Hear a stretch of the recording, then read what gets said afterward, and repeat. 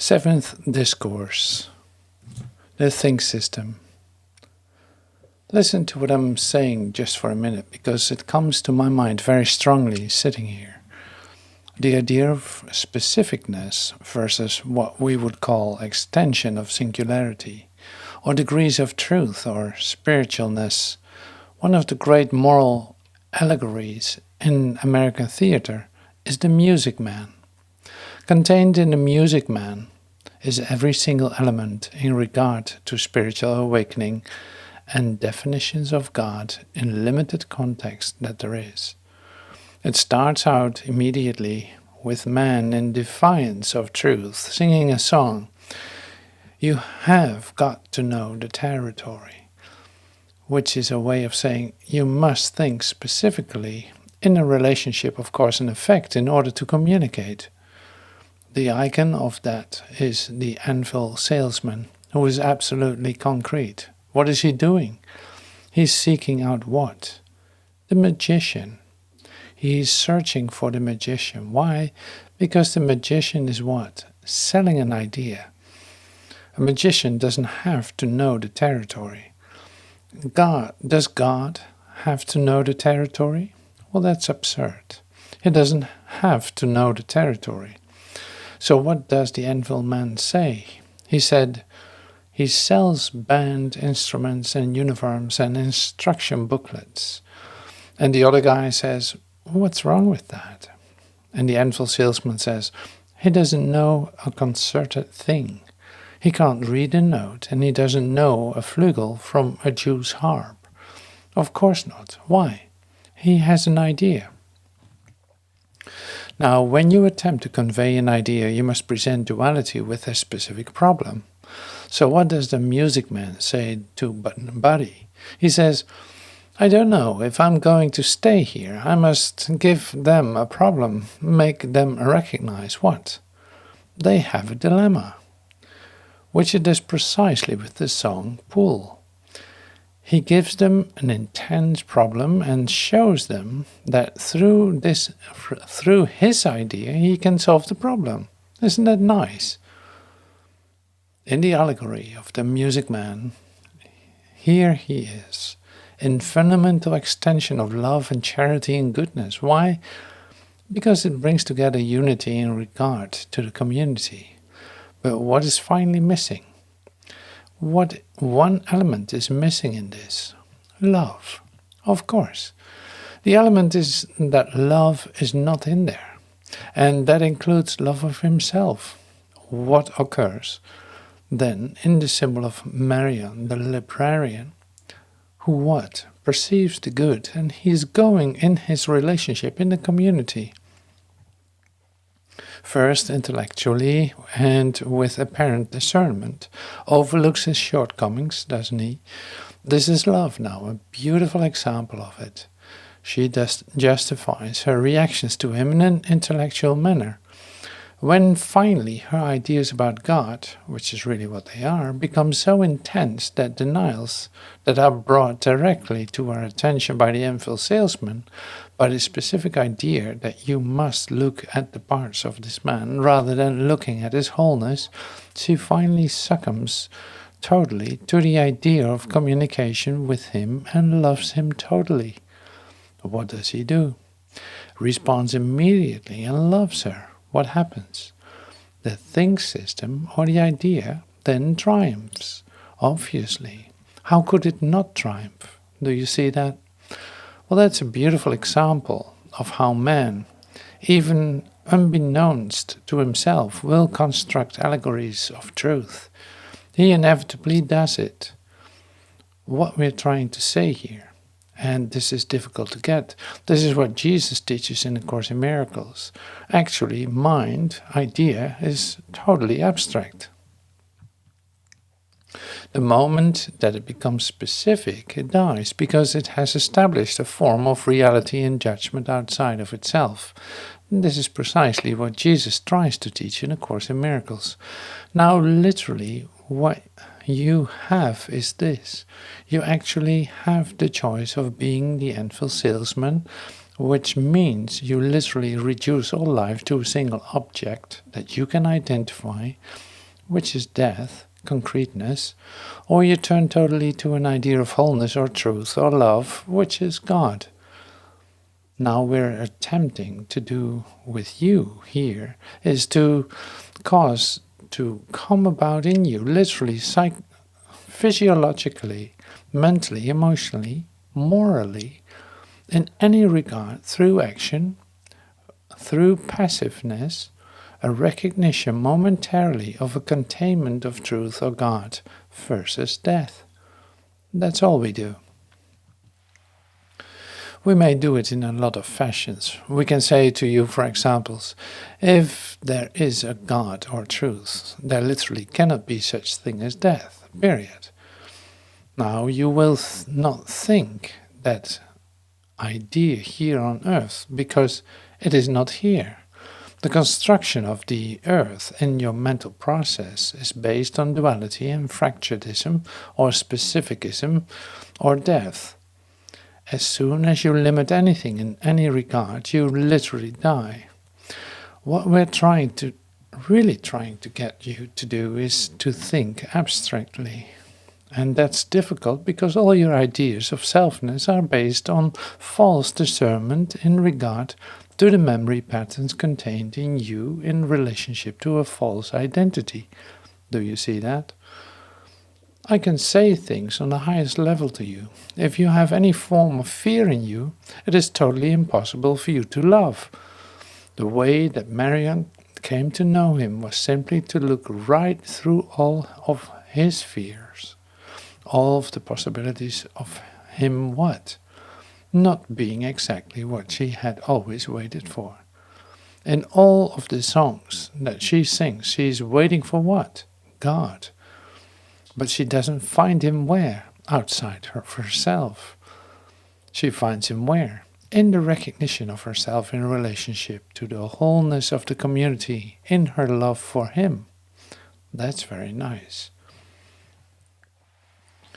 You remember this, it is impossible for you to have a form of emotion that is eventually not objective.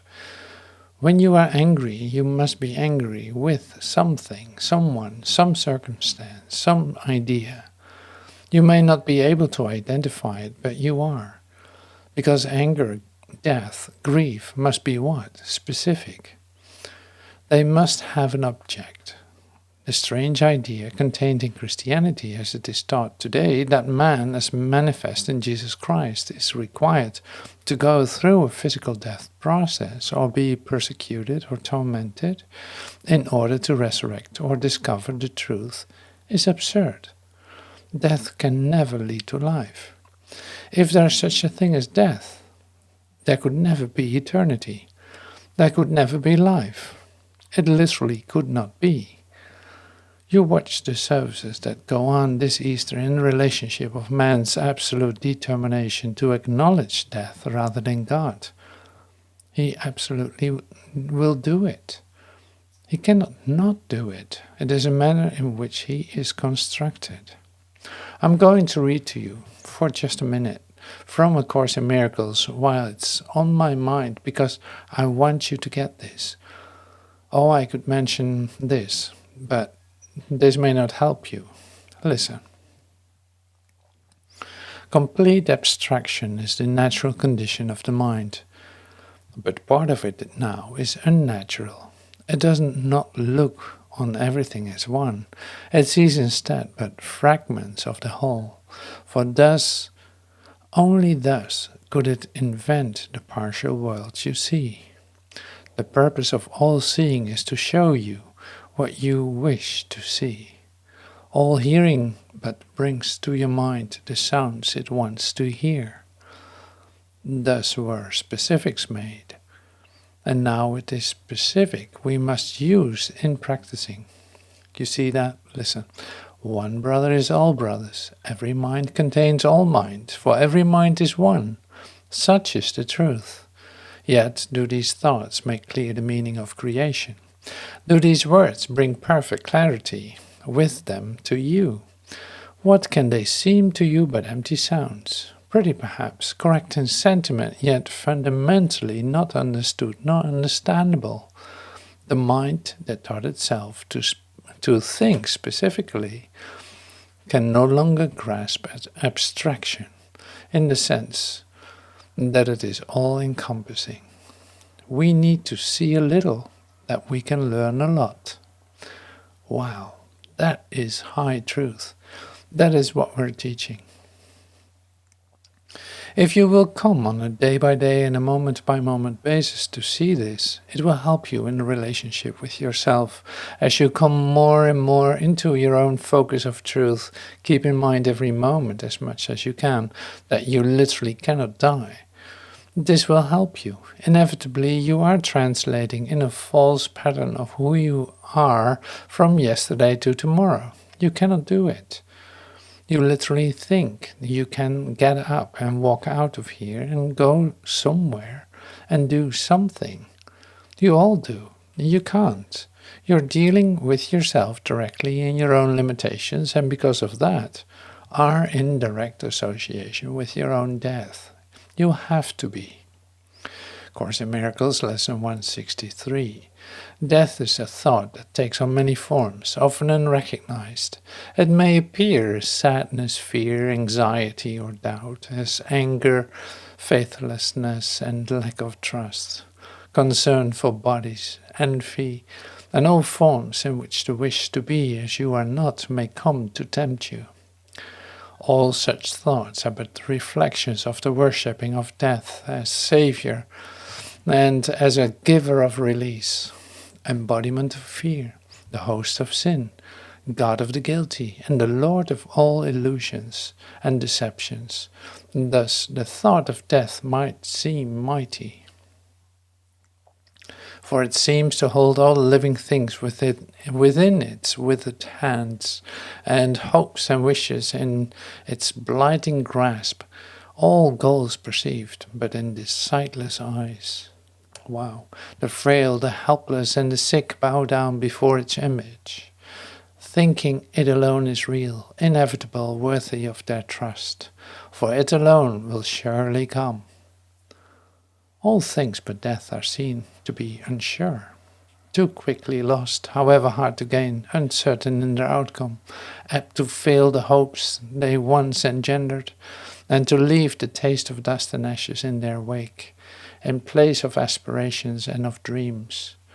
But death is counted on, for it will come with certain footsteps when the time has come for its arrival. It will never fail to take all life as hostage to itself.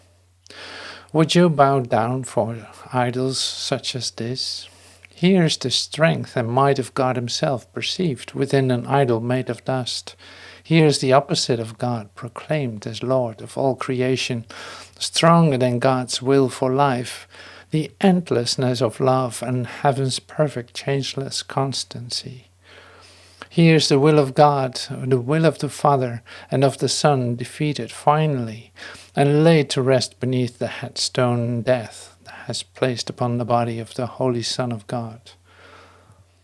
And holy in defeat, he has become what death would have him be. His epitaph, which death itself has written, gives no name to him, for he has passed to dust. It says but this: here lies a witness, God is dead. And this it writes again and still again, while all the while its worshippers agree, and kneeling down with foreheads to the ground, they whisper fearfully that it is so. Listen, it is impossible to worship or acknowledge death in any form and still select a few you would not cherish and would yet avoid, while still believing in the rest. For death is total. Either all things die, or else they live and cannot die. No compromise is possible, for here again we see an obvious position, which we must accept if we be sane, that contradicts one thought entirely, cannot be true, unless its opposite is proven false. The idea of death of God is so preposterous that even the insane have difficulty in believing it. for it implies that God once was alive and somehow perished, killed apparently by those who did not want him to survive. Their stronger will could triumph over his, and so eternal life gave way to death, and with the Father died the Son as well. Death's worshippers may be afraid, and yet can thoughts like these be fearful? If they saw that it is only this which they believe, they would be instantly released. And you will show them this today. There is no death, and we renounce it now in every form for their salvation and our own as well. God made not death. Whatever form it takes must therefore be an illusion. This the stand we take today, and it is given us to look past death and see the life beyond. Wow. That seems simple intellectually. It seems simple, the idea, and a lot of you will look at it and say, "Oh, I understand very well that I can't die." The manner in which you express that is pretty good indication that you are going to. Do you know why? You are caught in an incredible dilemma, of course, and effect. You actually believe that the things that you did yesterday are going to change what happens tomorrow. I assure you, you do. What are you doing? You're ordering your thoughts, dummies. As soon as you do that, you're going to have to accept responsibility for what you're doing. If you accept responsibility for what you are doing, you're going to have to be what? Specific. You're going to have to learn the damn territory. You're going to go and try to get cash for the dry goods. You're going to have to decide what you want to be okay, and what you don't want to be okay specifically. As long as you do that, you will die. Sorry. Why? Because you have limited your own ideas about yourself. Now, what do we teach here? Love. What do we teach? Brotherhood. What do we teach? Forgiveness. You look right at somebody. Are you finally an idea of what I think you are? Are there forms about you that I should look at? Do you sometimes get angry? Are you sometimes grateful? Are you sometimes love? And are you sometimes lustful? Do you sometimes get fat and thin or ugly? Do you hate sometimes? Do you love sometimes? Who am I really judging? Myself, of course. What have I done? Constructed an idea of who you are within the framework of my limited consciousness. Good grief. Do we teach the think system here? Hell yeah, we teach the think system. You don't have to know the notes. Do you think that Beethoven wrote the Fifth Symphony by getting together a bunch of notes? No. People will take the symphony and divide it up and make parts out of it. That's not what it is. He used a think system. Mozart directly says, I used a think system. They said, when you are going to write this, when are you going to write it? He says, I've already written it. I've already thought about it, is what he says, and it is complete in him. So we teach what? We have to come into the illusion and teach you specifically not to be specific. So I stand before you as what you might term an advanced teacher of God. At the very highest level, I will say to you, don't believe anything I tell you. You can only misconstruct me in your mind if you endow me with any qualities in regard to my relationship with you, unless you consider me to be the risen Christ. Then you will be, of course, right.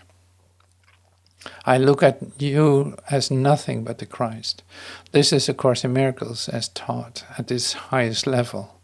It is impossible for you to even have an idea or concept of truth or unity or godliness without you literally being that thing. As Jesus would teach it in the Course, you've decided that it's there and then deny it.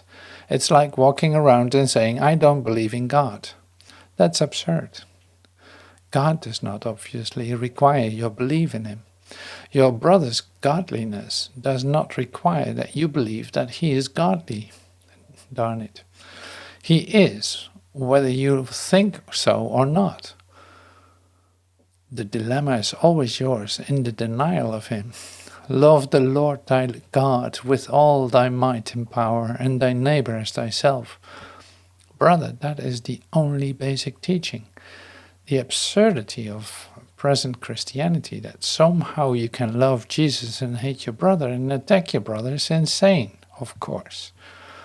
The high truth involved in A Course in Miracles and what I teach you is precisely this, and this word is used several times in the Course: coming to be able to extend total love and recognition of who you are in a transformative quality.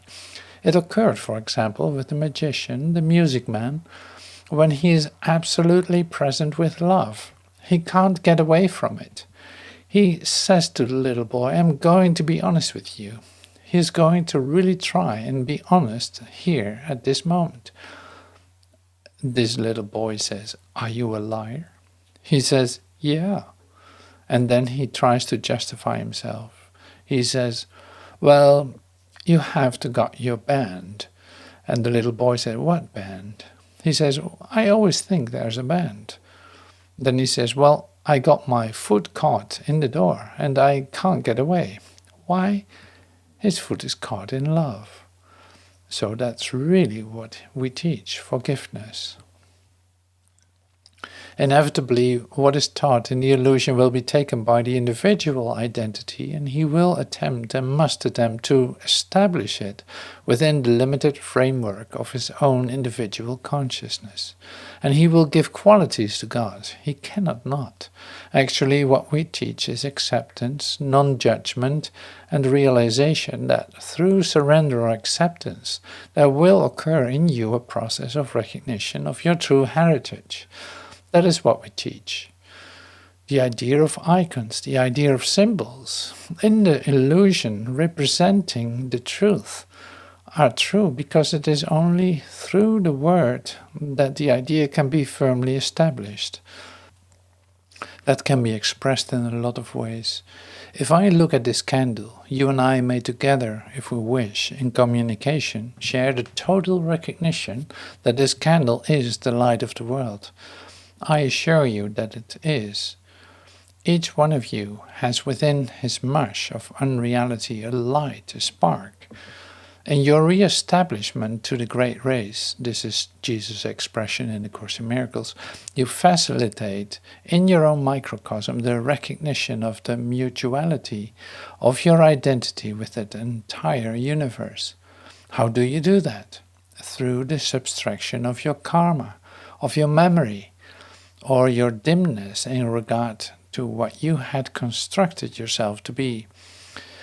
The highest manner in which that can be conveyed is the admonishment, as above, so below.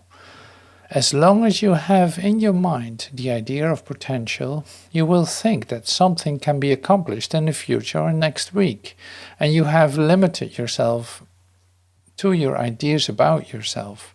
That is literally impossible. God, as represented, for example, in the Music Man, is finally action. The whole universe is nothing but a constant state of maximum total identity. There is nothing passive about consciousness because consciousness itself is eternal creativity. It is the dilemma of the anvil. It is the dilemma of something static. It is the incredible idea that something can contain a potential not yet released that holds you in space-time. Do you see? Thinking that something can be static or brought about in the future is precisely the same idea as death. In reality, the most single active thought you can have is of death. The idea of death is totally active, of course. What else would it be? You cannot think of potentiality without activating it. The universe is your idea of action. You, literally you. Now the problem you have in your dualistic thinking is that you are willing to grant me that you can have a thought and that somehow you are pulling off a reservoir of thoughts. and that you are going to take a little piece of that thought and activate it.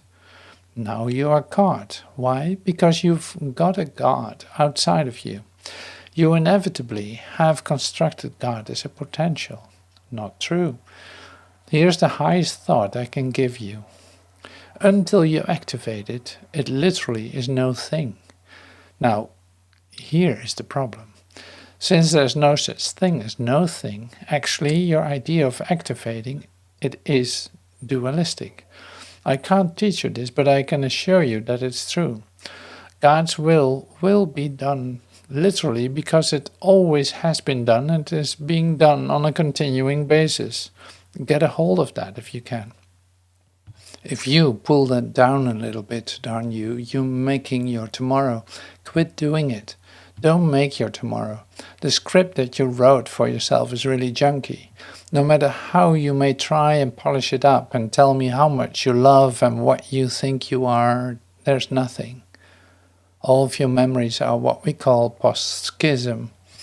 They are since you have separated yourself from the single truth. If you want to read these chapters in A Course in Miracles, that was workbook lesson 163 and 164, it talks about the ancient melody that is in you, that you can hear now, that we are played together in the realization of our eternity. That's what you're coming to know, and that's very joyous. We end up teaching what? Direct quotes. The salvation of the world as you conceive it depends on you. You literally have constructed and considered to be elements in your duality that are your creations. You do this with your family, with your job, and with your ideas about yourself. All we ask is you to do this. Accept total responsibility for the whole world. To be a Christ, you must be willing to take on the burdens joyfully. Because why? You recognize that there aren't any.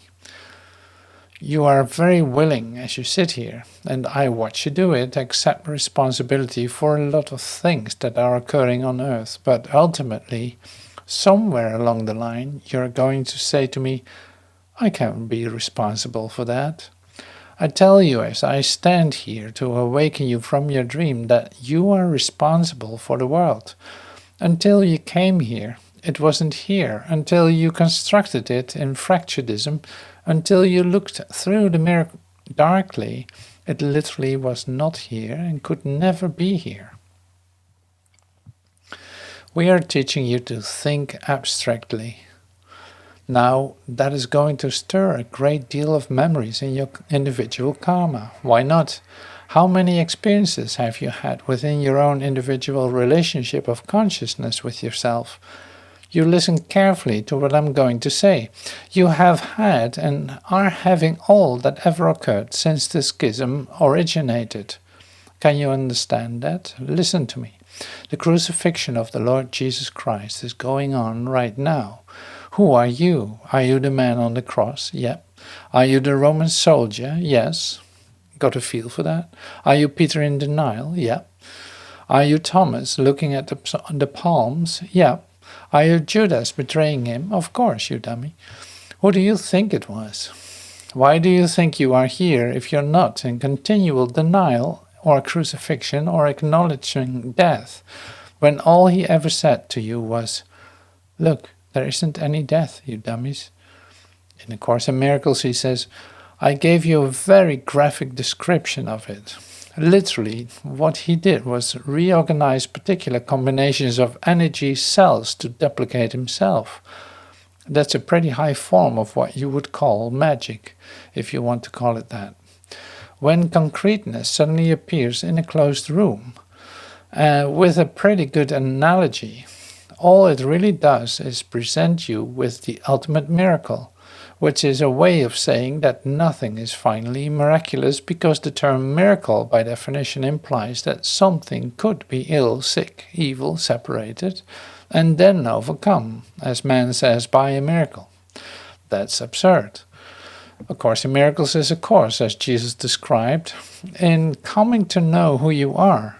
It is a course in atonement. And what happens? As you recognize yourself, what do? You forgive yourself, so you don't find anybody else guilty. How simple. Then you subtract the idea of cause and effect. You see that you are absolutely sinless and divine. You transcend, and you are in heaven, and the earth is gone. See how easy that was? You know the nicest thing about what we teach? You can't solve the problem here outside of you. At least you are at that nice idea that you can only solve it within yourself. You've all got a lot of music man in you, or you wouldn't be here. You all got a lot of anvil man. You all have a lot of Marion the librarian. There's a lot of gullibility, as occurs in the mayor. He is willing to accept something totally 1 minute and deny it the next. They will all be represented here for you. Can you see that? Do you see the beautiful art form that the school board is brought together in? They're in total chaos intellectually. As soon as they blend together in a single melody, the rays become together in love. And from then on, they are inseparable. See how easy that was? Just an idea, that's all. Idea about you. Nothing ever specific. No actions or admonishments that I ever give you will lead you to the truth. Literally. There's no path that you are on. What you seek, you are determined not to find. That's nice to know. There's a lot of thorns out there, and there's a lot of crosses being born, and there's a lot of ideas about the mourning and the change and the death process. Let's learn the territory. We can solve the problem here. No, you can't. Have your dream. W.C. Handy came to town. John Philip Sousa, the whole band together, in unity playing together. We understand that you are blowing a lot of clinkers now, as they would say. You haven't quite got it. You are playing a little counter melody there, and it's very pretty, but finally it has to blend in with the whole. Requiem masses are always a joy. That's very nice. You remember what we're saying now, as in the allegory of the music man. You do not have to know the territory. Here, lesson 166 from A Course in Miracles. Listen. All things are given you. God's trust in you is limitless. He knows his son. He gives without exception, holding nothing back that can contribute to your happiness. And yet, unless your will is one with his gifts are not received. But what would make you think there's another will than his? Here is the paradox that underlies the making of the world. This world is not the will of God, and so it is not real. Yet, those who think it real must still believe there's another will, and one that leads to opposite effects from those he wills. Impossible indeed, but every mind that looks upon the world and judges it as certain, solid, trustworthy, and true, believes in two creators, or in one, himself alone, but never in one God. The gifts of God are not acceptable to anyone who holds such strange beliefs. He must believe that to accept God's gifts, however evident they may become, however urgent he may be called to claim them as his own, is to be pressed to treachery against himself. He must deny their presence, contradict the truth, and suffer to preserve the world he made. Here's the only home he thinks he knows. Here's the only safety he believes that he can find. Without the world he made, is he an outcast, homeless and afraid. He does not realize that it is here he is afraid indeed, and homeless too. An outcast, wandering so far from home, so long away he does not realize he has forgotten where he came from, where he goes, and even who he really is. Yet in this lonely, senseless wandering, God's gifts go with him, all unknown to him. He cannot lose them, but he will not look at what is given him. He wanders on, aware of the futility he sees about him everywhere, perceiving how his little lot but dwindles as he goes ahead to nowhere. Still he wanders on in misery and poverty, alone though God is with him, and a treasure is so great that everything the world contains is valueless before its magnitude. Listen, because you are being described here, aren't you? He seems a sorry figure, weary, worn, and with threadbare clothing, and feet that bleed a little from the rocky road he walks.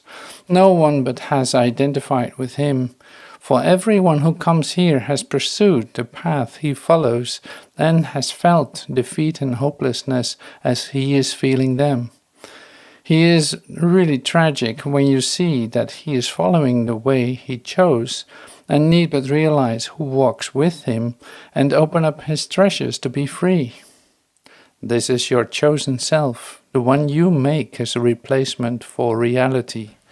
This is the self you savagely defend against all reason, every evidence and all the witnesses with proof to show you this is not you. You heed them not. You go on your appointed way, with eyes cast down, lest you might catch a glimpse of truth and be released from self-deception and set free. You cower fearfully lest you should feel Christ's touch upon your shoulder and perceive his gentle hand directing you to look upon your gifts. How could you then proclaim your poverty in exile? He would make you laugh at his perception of yourself. Where is self-pity then? And what becomes of all the tragedy you sought to make for him whom God intended only joy? Your ancient fear has come upon you now, and justice has caught up with you at last. Christ's hand has touched your shoulder, and you feel that you're not alone. You even think the miserable self you thought was you may not be your identity. Perhaps God's word is truer than yours. Perhaps his gift to you are real. Perhaps he has not wholly been outwitted by your plan to keep his son in deep oblivion, to go the way you choose without yourself. God's will does not oppose. Do you hear that? It merely is. It is not God you have imprisoned in your plan to lose yourself. He does not know about a plan so alien to his will. There was a need he did not understand, to which he gave an answer. That is all. And you who have this answer given, you have need no more of anything but this. Now do we live, for we cannot die. The wish for death is answered, and the sight that looked upon it now has been replaced by vision, which perceives that you are not what you pretended to be. One walks with you who gently answers all your fears with his merciful reply, "It is not so." He points to all the gifts you have each time